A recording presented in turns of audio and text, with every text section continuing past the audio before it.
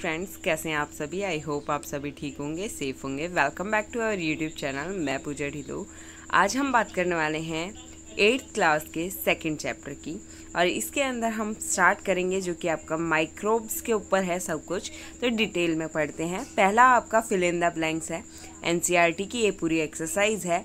Micro organism can be seen with the help of. तो जो micro organism होते हैं आपके यानी सूक्ष्म जीव, वो आप कैसे देख सकते हो, यानी किसके द्वारा देख सकते हो, किसकी हेल्प से देख सकते हो, सहायता से। तो वो है आपका माइक्रोस्कोप की सहायता से। नेक्स्ट है आपका blue green algae fix dash directly from air and enhance fertility of soil. जो आपका ब्लू ग्रीन एल्गी होता है वो किस चीज़ को फिक्स करता है, ठीक है, और डायरेक्टली एयर के संपर्क में आकर वो किस चीज़ को फर्टाइल भी करता है। तो यहाँ पर है आपका मतलब सॉइल के अंदर किस चीज़ को फर्टाइल करता है, तो वो है आपका नाइट्रोजन। नेक्स्ट आपका जो क्वेश्चन है वो है alcohol is produce with the help of. जो आपके अल्कोहल होती है वो किसके द्वारा बनाई जाती है, तो यीस्ट के द्वारा प्रोड्यूस की जाती है यानी बनाई जाती है। नेक्स्ट है कोलेरा इज कोज्ड बाय। जो कोलेरा एक बीमारी होती है वो किसके द्वारा फैलाई जाती है या किसके द्वारा होती है, तो वो है आपका बैक्टीरिया। कौन सा बैक्टीरिया, तो है वो आपका विब्रियो क्लोरिया आपका जो बैक्टीरिया है उसके द्वारा आपका क्लोरिया फैलता है, जो कि नाम सेम होने के कारण आप समझ ही गए होंगे। नेक्स्ट है टिक द करेक्ट आंसर। यहाँ पर आपको कुछ क्वेश्चंस दिए गए हैं, उनके करेक्ट आंसर आप लोगों को टिक करने हैं। फर्स्ट है yeast is use in the production of. आपका जो यीस्ट है वो किसके प्रोडक्शन में आप यूज़ करते हैं, तो अभी जस्ट आपने ऊपर पढ़ा है किसके प्रोडक्शन में आप लोग यीस्ट का जो इस्तेमाल है वो करते हैं, तो किसके इस्तेमाल में करते हैं, अल्कोहल, ठीक है। नेक्स्ट है आपका the following is an antibiotic.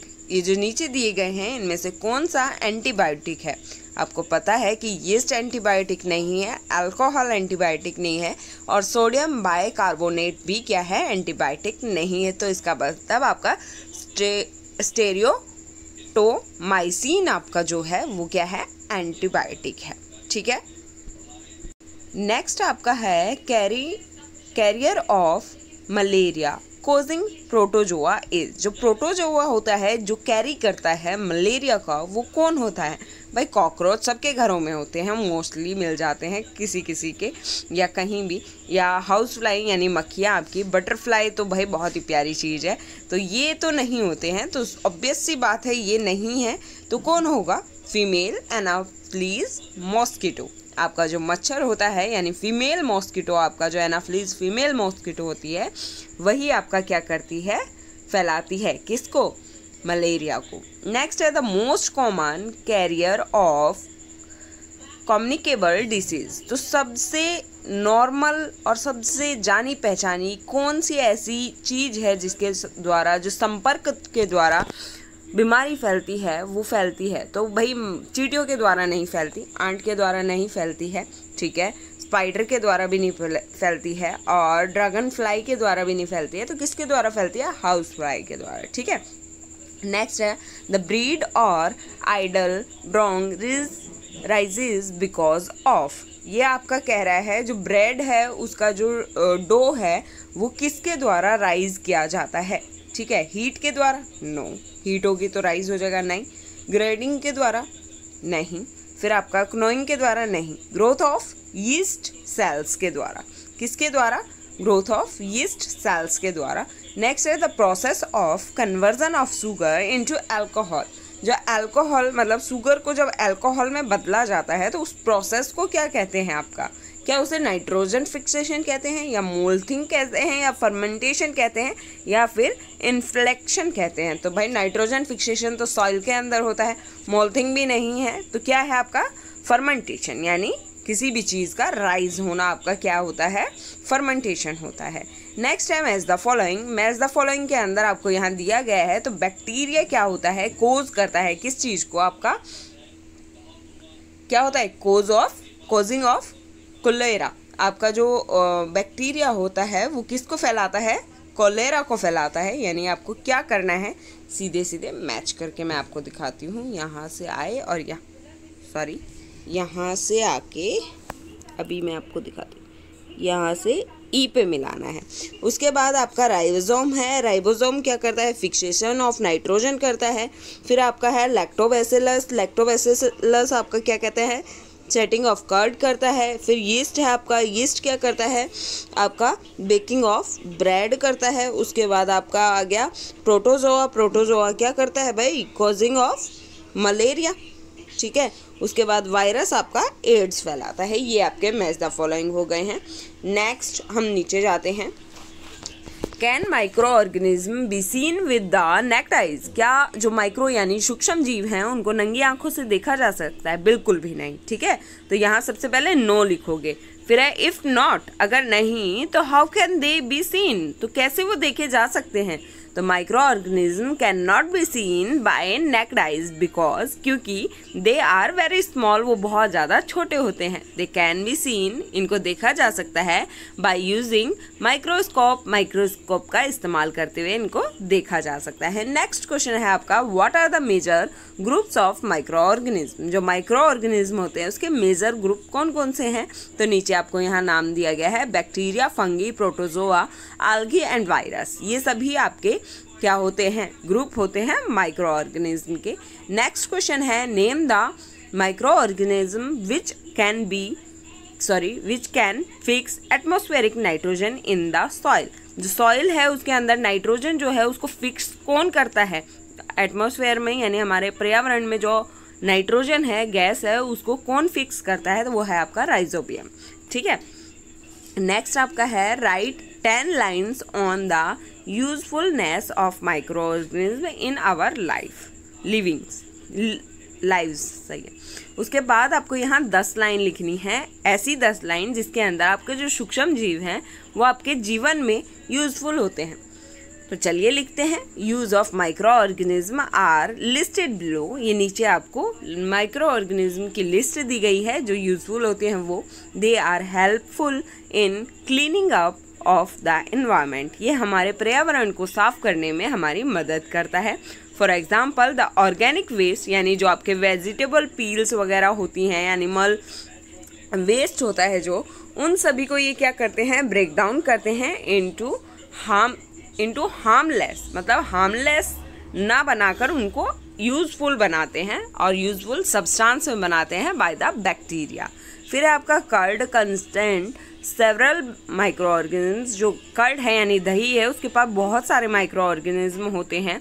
Of these the bacterium lactobacillus promotes the fermentation of curd. यहाँ पर जो आपका बैक्टीरिया होता है जो कौन सा होता है, लैक्टोबैसिलस, वो आपका क्या है, दही को फर्मेंटेट करता है, दही जमने में मदद करता है। It multiplies in milk and convert into curd, और वो क्या है, दूध को मल्टीप्लाई करता है और उसके बाद उसको दही में बदल देता है। Bacteria are also involved in the making of cheese. आपके जो बैक्टीरिया है उसके द्वारा चीज़ भी बनाया जाता है, अचार, पिकल्स बनाए जाते हैं, and many other food items, और भी बहुत सारे फूड आइटम्स बनाए जाते हैं, ठीक है। Bacteria and yeast are also helpful. जो बैक्टीरिया और यीस्ट होता है वो भी क्या होते हैं, हेल्पफुल होते हैं, यानी उपयोगी होते हैं, हमारी मदद करते हैं फर्मेंटेशन के अंदर। ऑफ राइस, इडली, आप सभी ने इडली खाई होगी, डोसा खाया होगा, वो सभी आपके बैक्टीरिया एंड यीस्ट के द्वारा फर्मेंटेटेड होते हैं। नेक्स्ट आपका, yeast reproduce rapidly and produce carbon dioxide during respiration. जो हमारे यीस्ट हैं वो क्या करते हैं, प्रोड्यूस करते हैं लगातार, और क्या करते हैं, कार्बन डाइऑक्साइड को प्रोड्यूस करते हैं। किसके द्वारा, रेस्पिरेशन, जब हम सांस लेते हैं या कुछ भी, तब उस टाइम पर ये क्या करते हैं, कार्बन डाइऑक्साइड को राइज करते हैं, मतलब बनाते हैं। उसके बाद है, bubbles of the gas fill the dough and increase its volume. यहाँ पर क्या हो रहा है कि ये किसी भी चीज़ के अंदर जब हम यीस्ट को डालते हैं तो ये वहाँ पर कार्बन डाइऑक्साइड प्रोड्यूस करने लगता है उस प्रोसेस के द्वारा, और वहाँ पर गैसेस के बबल्स बन जाते हैं जो उस डो को फर्मेंटेट करते हैं, जो इंक्रीज करते हैं उस डो की वॉल्यूम को। आप लोगों ने देखा होगा कि कभी जलेबी का जो बैटर लगाया जाता है, या डोसे का बैटर लगाया जाता है, या इडली का बैटर लगाया जाता है, या छोले भटूरे में भटूरे का बैटर लगाया जाता है, उसको ढककर थोड़ी देर के लिए रख दिया जाता है ताकि वो फर्मेंटेटेड हो जाए, यानी वो राइज हो जाए। और वो आटा थोड़ा सा लगता है लेकिन हो बहुत ज़्यादा जाता है, यानी उसके वॉल्यूम में इंक्रीज हो गया वहाँ पर। This is the base of the use of yeast in the baking industries for making bread, pastries and cake। जो आपकी बेकिंग इंडस्ट्रीज होती हैं उनके अंदर इस यीस्ट को यूज़ किया जाता है ब्रेड वगैरह और केक वगैरह बनाने में। नेक्स्ट है micro organism are use for the large scale production of alcohol, wine and आपका एसिटिक एसिड, जो आपका विनीगर होता है, उसको बनाने में माइक्रो ऑर्गेनिज्म जो होते हैं वो बहुत ज़्यादा हेल्प करते हैं और बहुत ज़्यादा यूज़ में लिए जाते हैं एक बहुत बड़े स्केल पर। ठीक है, आगे है antibiotics are being produced from bacteria and fungi. जो एंटीबायोटिक्स होती हैं वो भी क्या है, बैक्टीरिया और फंगी से बनाई जाती हैं, जो हम दवाइयाँ लेते हैं वो सभी। नेक्स्ट है micro organism are helpful in producing vaccine against disease cause agents. जो आपके माइक्रो ऑर्गेनिज्म होते हैं वो हेल्प करते हैं हमें किस चीज़ में, जो वैक्सीन्स होती हैं बीमारियों से बचने के लिए, जो दवाई या कुछ भी हम इंजेक्शन वगैरह लेते हैं उनको बनाने में, किन के द्वारा, जो वो बीमारी फैलाते हैं उन एजेंट्स के द्वारा। Some bacteria are able to fix nitrogen from the atmosphere to enrich soil with nitrogen and increase its fertility। कुछ ऐसे बैक्टीरियाज होते हैं जिनकी लिस्ट 2.7 में दी गई है, जो नाइट्रोजन, जो हमारी एटमॉस्फेयर में नाइट्रोजन होती है उसको वो कन्वर्ट कर देते हैं, नाइट्रोजन फिक्सेशन कर देते हैं एक तरीके से, और वो यूज़फुल बना देते हैं उस नाइट्रोजन को प्लांट्स के लिए। ठीक है, लास्ट टॉपिक इसका जो है मतलब 10th, micro organism decompose dead organism waste of plants and animals to convert them into simple substance. Micro organism क्या करते हैं, जो भी वेस्ट होता है, जो कि प्लांट से वेस्ट होता है या नॉर्मल सब्जी वगैरह हो गई आपकी, या कोई इंसान मर गया, जानवर मर गया, या जो भी, उन सभी को क्या करता है, जो उनके ऑर्गेनिक वेस्ट होते हैं उनको कन्वर्ट करता है इनटू सिंपल सब्सटेंस और उसको यूज़फुल बनाता है सॉइल के लिए। These substance are again use by the plants and animal, और उसको दोबारा से प्लांट और जानवरों के द्वारा यूज़ कर लिया जाता है। Thus micro organism can be use to degrade the harmful and smelly substance and thereby clean up the environment. जितने भी बदबूदार चीज़ें होती हैं या नुकसान पहुंचाने वाली चीज़ें होती हैं उनको ये यूज़फुल चीज़ों में बदल देते हैं और हमारे एनवायरनमेंट को क्लीन कर देते हैं। 8th क्वेश्चन है आपका, right a short paragraph on the harmful effect of micro organism. जो माइक्रो ऑर्गेनिज्म है यानी सूक्ष्म जीव हैं, उनके कुछ नुकसान भी हैं, उसके ऊपर एक छोटा सा नोट लिखना है आपको। तो ये है micro organism cause disease in plants. जो माइक्रो ऑर्गेनिज्म यानी सूक्ष्म जीव होते हैं वो क्या करते हैं, प्लांट्स के अंदर बीमारियां ला देते हैं, एनिमल्स में भी बीमारियां ला देते हैं। जैसे कि एग्जांपल है आपका कोलेरा। कोलेरा एक माइक्रो ऑर्गेनिज्म है यानी बैक्टीरिया है आपका, जो क्या करता है, ह्यूमन के अंदर एक डिसीज़ लेके आता है और उस डिसीज़ को बोलते हैं आपका विब्रियो क्लेरो। ठीक है, ये आपकी डिसीज़ होती है जो कि आपका एक बैक्टीरिया है कोलेरा, उसके द्वारा फैलाई जाती है, जो कि हार्मफुल है। इन एनिमल्स, अगर जानवरों की बात करी जाए तो एक वायरस होता है, फुट एंड माउथ डिसीज़ फैलाता है जो वायरस, वो वायरस भी हार्मफुल होता है। देन एक microscope spoil the food by the decomposition the food material. आप सभी को पता है कि ब्रेड के अंदर फंगस लग जाती है, या हम कोई फ्रूट रख देते हैं ज़्यादा टाइम तक तो उसके अंदर फंगस लग जाती है, वो सिर्फ माइक्रो ऑर्गेनिज्म के कारण ही होता है। दही खट्टी हो जाती है, उसमें बबल्स बनने लग जाते हैं, वो इतनी ज़्यादा फर्मेंटेटेड हो जाती है कि वो ख़राब हो जाती है, वो भी माइक्रो ऑर्गेनिज्म की वजह से होता है। Some micro organism spoil leather and cloth. आप लोगों ने देखा होगा कि अगर लेदर क्लोथ को या लेदर के किसी भी चीज़ को, जूतों को लगा लो या बैग को लगा लो, अगर ज़्यादा टाइम तक रखते हैं तो वो लेदर है ना अपने आप झड़ने लग जाता है, टूटने लग जाता है। ये कपड़े भी बहुत सारे कॉटन के या इन सब के बहुत टाइम तक अगर रखे रहते हैं बिना यूज़ किए तो वो ख़राब होने लग जाते हैं, अपने आप झड़ने लग जाते हैं, फटने लग जाते हैं। तो ये माइक्रो ऑर्गेनिज्म की वजह से होता है। Micro organism are responsible for food poisoning. जो जितने भी लोगों को फूड पॉइजनिंग होता है वो सिर्फ माइक्रो ऑर्गेनिज्म के कारण ही होता है। नेक्स्ट क्वेश्चन है आपका, व्हाट आर एंटीबायोटिक्स? जो एंटीबायोटिक्स होते हैं वो क्या होते हैं? What precautions must be taken while taking antibiotics? आप सभी ने देखा है कि बहुत सारे लोग एंटीबायोटिक्स लेते हैं। एंटीबायोटिक्स यानी किसी भी बीमारी हो जाती है आपको, या फिर किसी चीज़ से एलर्जी है तो आप एंटीबायोटिक्स लेते हैं। ठीक है, ये एक केमिकल एजेंट होता है जो कि क्या करता है, किल करता है या स्टॉप कर देता है ग्रोथ को, किसके? डिसीज़ फैलाने वाले माइक्रो ऑर्गेनिज्म की। जो दवाइयाँ होती हैं वो भी एंटीबायोटिक्स होती हैं आपकी। जो बीमारी में, बुखार में जैसा पैरासीटामोल ले लेते हैं या कोई भी दवाई आप लेते हैं वो सभी आपके एंटीबायोटिक्स होती हैं।